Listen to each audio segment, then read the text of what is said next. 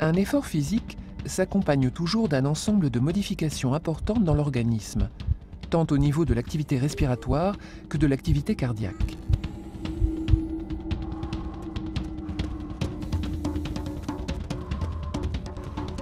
Lors d'un effort, les muscles en activité ont besoin de dioxygène dont la consommation augmente. Pour répondre à cette demande, on respire davantage, plus fort et plus souvent. On parle d'augmentation du débit ventilatoire.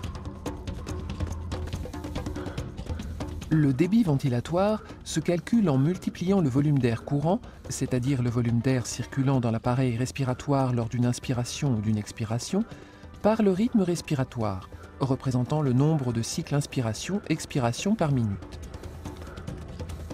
Lors d'un effort physique, le débit ventilatoire peut passer en moyenne de 5 à 120 litres par minute.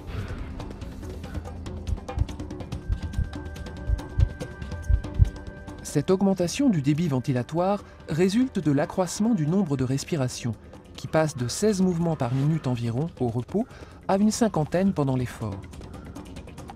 Mais elle résulte également du volume d'air courant qui varie d'un demi-litre au repos à 3 litres au cours d'un effort intense et prolongé.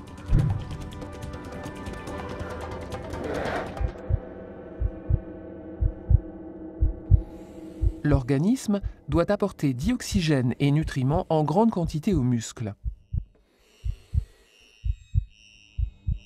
La circulation du sang dans les vaisseaux s'accélère.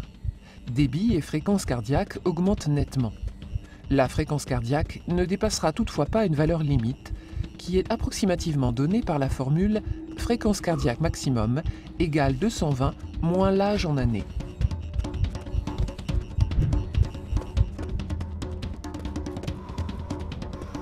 Enfin, l'intensité respiratoire s'accroît tout autant, c'est-à-dire la quantité de dioxygène consommée, principalement pour alimenter les muscles en activité. Cette consommation augmente jusqu'à une valeur maximale qui ne peut être dépassée et que l'on nomme la VO2 max. La VO2 max représente le volume maximal de dioxygène consommé dans un temps donné, cette consommation restant stable au-delà d'un certain niveau d'effort.